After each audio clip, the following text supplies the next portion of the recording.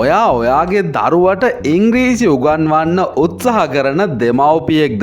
එහෙනම් මේ වීඩියෝ එක ඔයාලට ගොඩක් වැදගත් වෙයි. මේ වීඩියෝ එකේ මම සාකච්ඡා කරනවා ඔයාගේ දරුවත් එක්ක ඔයාට කතා කරන්න පුළුවන් සරල ඉංග්‍රීසි වාක්‍ය 50ක්. ඒක නිසා වීඩියෝ එකත් එක්ක අවසන් වෙනකන් එකතු වෙන්න.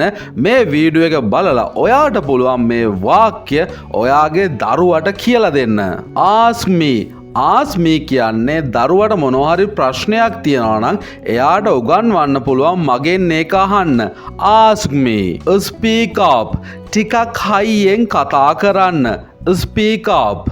Speak softly. Softly කියලා කියන්නේ හිමින් කතා කරන්න, මෘදුව කතා කරන්න කියන එක. Speak softly. Speak slowly. Slowly කියන්නේ හිමින් කතා කරන්න කියන එක. Speak slowly. Don't shout. දරුවා ගොඩක් හයියෙන් කෑ ගහනවා නම් ළමයින්ට කියන්න පුළුවන් ඔයාට don't shout. කෑ ගහන්න එපා. Don't shout. Keep quiet.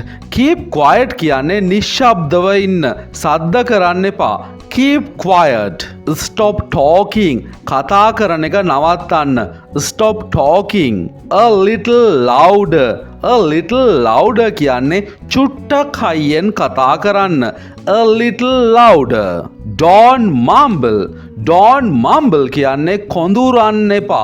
කොඳුරනවා කියන්නේ ඇහෙන්නේ නැහෙන්නේ නැති ගන්නට හිමින් කතා කරනවා. හයියෙන් කතා කරන්න කියන්න ඔයාට පුළුවන් don't mumble කියලා කියන්න. Don't cry again. ආපහු අඬන්න ලෑස්ති වෙන්න එපා. ආපහු අඬන්න එපා. Don't cry again. Do so කියන්නේ ඒ විදිහටම කරන්න කියන එක. ඔයා මොකක් හරි වැඩක් පවර්ලා ඒ වැඩේ ඒ විදිහටම කරගෙන යන්න. Do so. Use your mind. ඔයාගේ මොලේ පාවිච්චි කරන්න. ටිකක් හිතන්න. Use your mind. Think about it. ඒක ගැන හිතන්න. Think about it. Study here.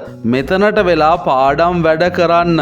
Study here. Try again. මොනවා හරි දෙයක් අසාර්ථක වුණාම ඒක ආපහු සැරයක් උත්සාහ කරලා බලන්න කියලා දරුවන්ට කියන්න පුළුවන්. Try again. Sit up straight. කෙලින් හිටගන්න. කවුරු හරි කෙලින් හිටගන්නේ නැත්නම් ඔයාට ඉංග්‍රීසි වලින් කියන්න පුළුවන් sit up straight. කෙලින් හිටගන්න. Have food. කෑම කන්න. Have food. Have water. වතුර බොන්න. Have water. Eat slowly. හිමින් කන්න. Eat slowly. ගොඩක් හයියෙන් කනවා නම් කියන්න පුළුවන් eat slowly. Chew well. හොඳින් හපන්න. හොඳින් හපලා කනවට තමයි chew කියලා කියන්නේ. Chew well. හොඳින් හපන්න. Have your breakfast. ඔයාගේ උදේ කෑම කන්න. ඔයාගේ උදේ ආහාරය ගන්න. Have your breakfast. Go straight. ඔහොමම කෙලින් යන්න. Go straight. ඔය විදිහට කෙලින් ගමන් කරන්න. Go straight. Don't go. යන්න එහෙම නෑ. Don't go. එළියට යන්න එපා. Don't go out. ඔයාට ඒ විදිහට කමාන්ඩ් එකක් දෙන්න පුළුවන් යන්න එපා කියලා. Don't go.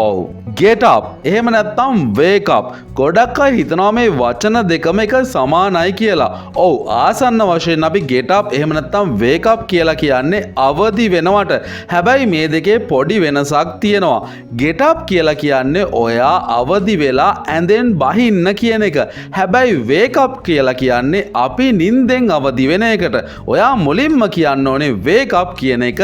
ඊට පස්සේ තමයි get up කියන එක කියන්න ඕනේ. wake up කියන්නේ දැන් නිදාගත්ත ඇති නිින්දෙන් ඇහැරෙන්න. get up කියන්නේ ඔයා දැන් ඇඳෙන් බැහැලා එළියට එන්න. give it back. ඒක ආපහු දෙන්න. give it back. clean up. පිරිසිදු කරන්න. ඔතන සුද්ධ කරන්න. clean up. wait for me. ඉක්මනට යන්න එපා මං එනකන් ඉන්න පොඩ්ඩක් කොහොම ඉන්න.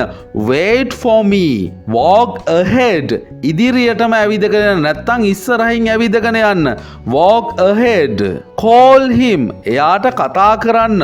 ඔහුට කතා කරන්න. call him. walk slowly. හිමින් ඇවිදින්න. ඔයාව වැටෙයි නැත්තම් හයියෙන් ඇවිදිනවා නම් කියන්න පුළුවන් වේගය අඩු කරන්න. walk slowly.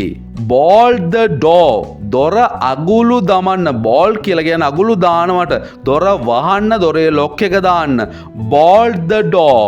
don't get up. මෙතන get up කියන්නේ අවදි වෙන කතාවට නෙමෙයි. නැගිටින්න එපා. ඉඳගෙන ඉඳලා නැගිටිනවට තමයි මෙතන get up කරන්න එපා කියලා කියන්නේ. don't get up. නැගිටින්න එපා. stay away.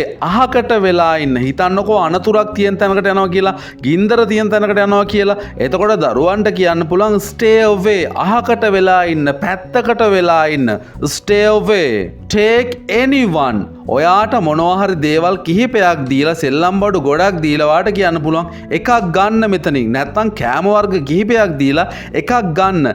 take anyone. ඕන එකක් ගන්න. take bath. දැන් wash එකක් දාගන්න යන්න, නාගන්න යන්න. take bath. don't peep. peep කියන්නේ හොරෙන් බලනවා, එබිලා බලනවා. ඒක කරන්න එපා. හොරෙන් බලන්න එපා. don't peep. walk properly. හොඳට ඇවිදින්න, හරි විදිහට ඇවිදින්න, වැරදියට ඇවිදින්න එපා. walk properly. all are gone. ඔක්කොම ඉවර වෙලා තියෙන්නේ. හිතන්නකො මොනවා හරි කෑම වර්ගයක් කියලා, කෑම වර්ගය කාලා ඉවර නම්, හිතන්නකො බිස්කට් කියලා, බිස්කට් කාලා ඉවර නම් all are gone. ඔක්කොම දැන් ඉවරයි කියලා කියන්න පුළුවන්. all are gone. far from here. මෙහෙ ඉඳන් හුඟක් දුරයි. far from here. say no. නැහැ කියලා කියන්න. say no. don't be shy. ළමයි ගොඩක් ලැජ්ජයිනේ. හිතන්නකො සින්දුවක් කියන්න කිව්වහම ලැජ්ජයි, මොනවා හරි දෙයක් කියන්න කිව්වහම ලැජ්ජයි, දෙයක් කරන්න කිව්වහම ලැජ්ජයි. ඉතින් ලැජ්ජා වෙන්න එපා කියලා කොහොමද ඉංග්‍රීසි වලින් කියන්නේ? don't be shy. ලැජ්ජා වෙන්න එපා. don't be shy. don't boast. boast කියන්නේ කයිවාරු ගහනවට, නිකරුණේ කියවනවට. අපි කියන්නේ පුරසාරම් කියවනවට. ඒකට තමයි boast කියලා කියන්නේ. don't boast. නිකම් පුරසාරම් කියවන්න එපා. අනවශ්‍ය දේවල් කියවන්න එපා. ඉතින් මම හිතනවා මේ වාක්‍ය 50 ඔයාට වැදගත් වෙන්න ඇති කියලා, ඔයාගේ දරුවෙක්ට ඉංග්‍රීසි උගන්වනවා නම්. ඉතින් මේ වීඩියෝ එක සකස් කරන්න මම මූලික හේතුවක් කරගත්තේ, එක්කෙනෙක් මේ වීඩියෝ එක බලලා කෙනෙක් channel එකට කමෙන්ට් කිහිපයක් දාලා තිබ්බා. ඉතින් මම තීරණය කළා අනිවාර්යයෙන්ම ඉක්මනින්ම මේ වීඩියෝ එක හදන්න ඕනේ කියලා. ඒ කමෙන්ට් එක දාපු කෙනා මේ වීඩියෝ එක බලනවා නම් අනිවාර්යයෙන්ම පහලින් කමෙන්ට් එකක් දාගෙන යන්න.